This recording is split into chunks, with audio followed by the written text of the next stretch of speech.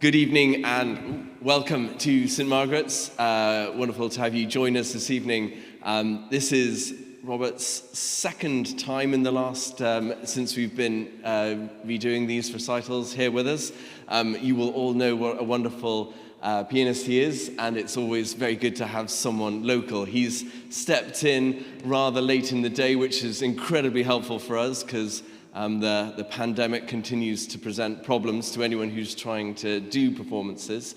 But welcome to all of you. And are we going to have an intermission, or are we going straight through the program? No, I'll talk in between the pieces, but I'll go straight through. Yeah, so there'll be no intermission, but yes, we'll go through the program. Anyway, would you please welcome Robert? Thank you.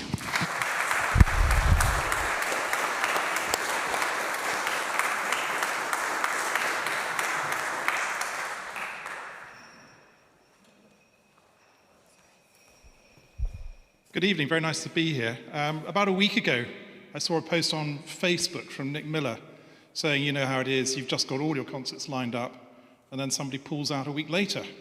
Is there anybody who could step in, or shall I do another organ recital? And I thought, well, I think I should step in. First public warning from the back. But it's an opportunity for me to revamp a program I did actually a couple of months ago. At a couple of concerts, one down at All Saints in Putney up in the city, and I rather enjoyed playing this program.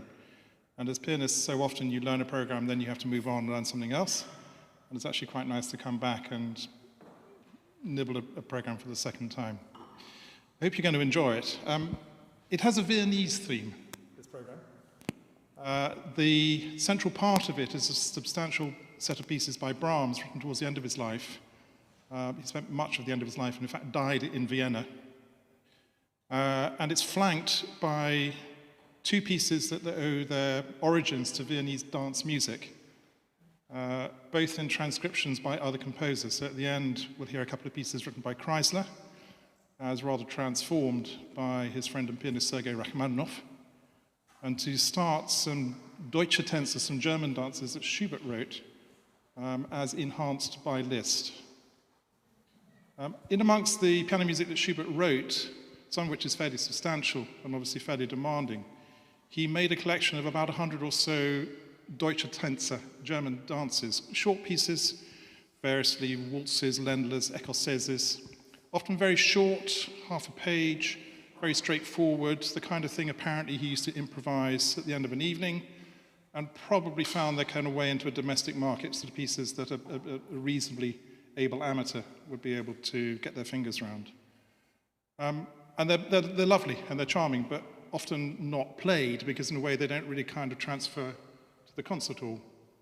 But about 20 years after Schubert's death, Liszt came along and took a look at some of these and made a selection of them. And what Liszt does is actually stay very faithful to the original.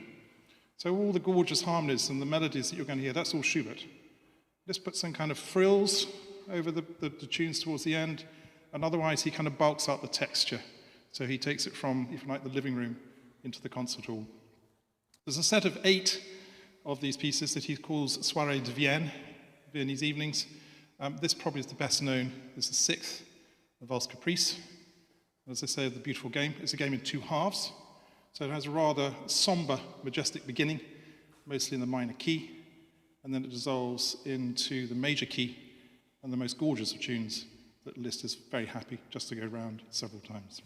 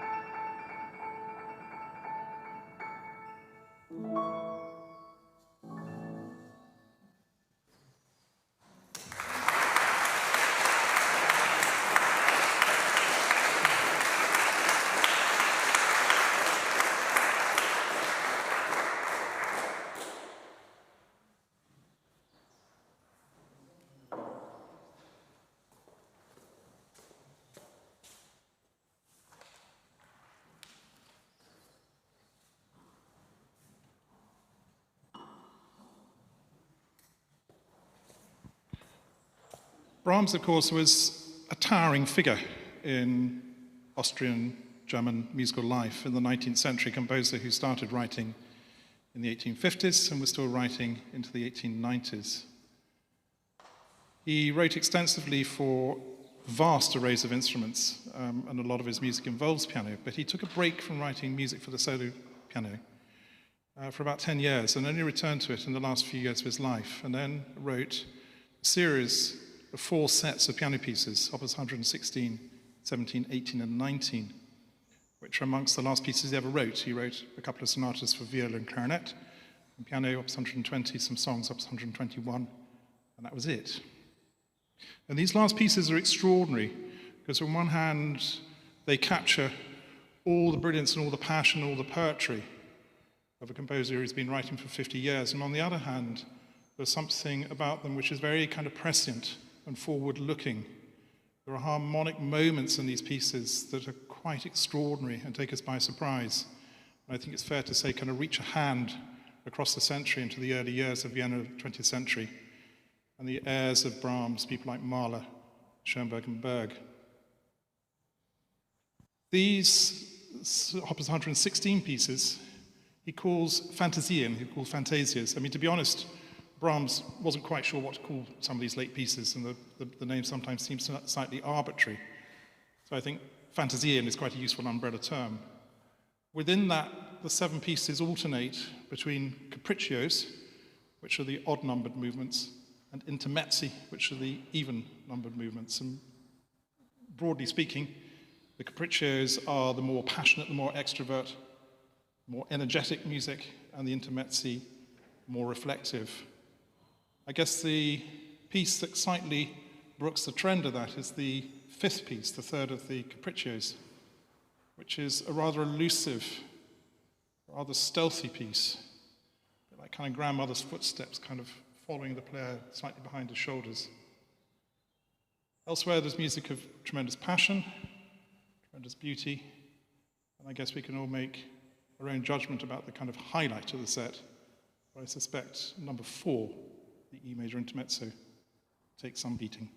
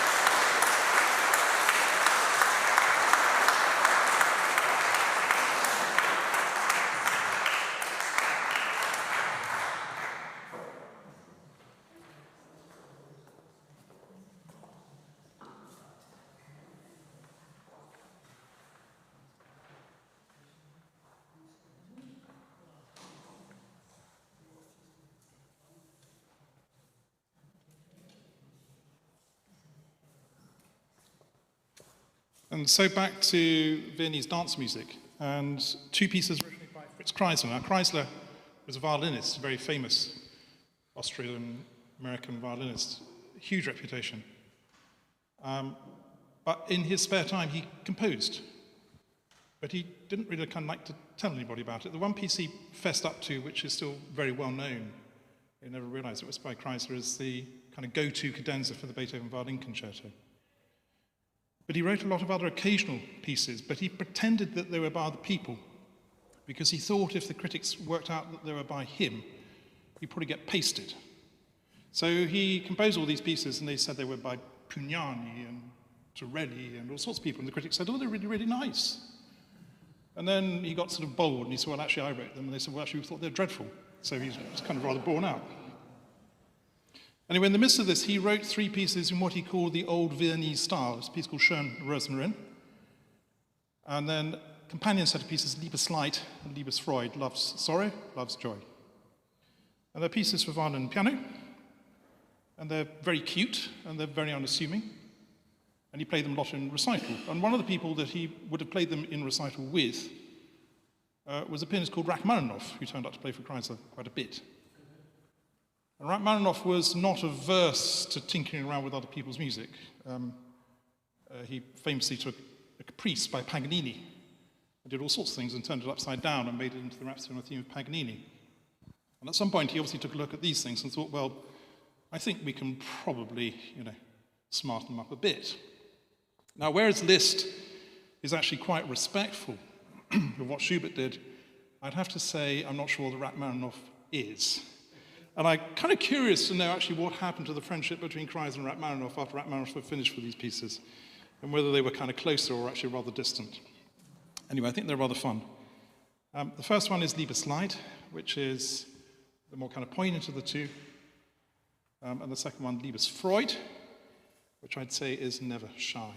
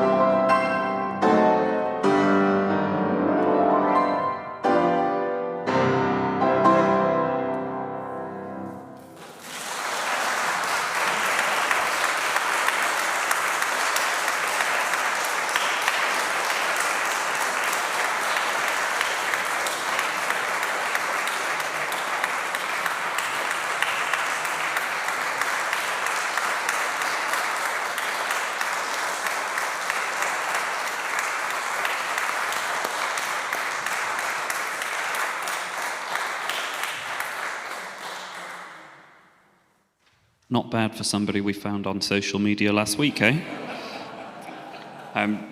Thank you, Robert, so much. That was exquisite. I'm sure everybody agrees. I won't keep you long. I would just like to say thank you for being here. Do pick up one of these on the way out. This is the programme up till Christmas. There is something on every Sunday. It slightly changes every week because somebody disappears, but the most up-to-date version is always on the parish website, but do grab one of these on the way. There is something every week.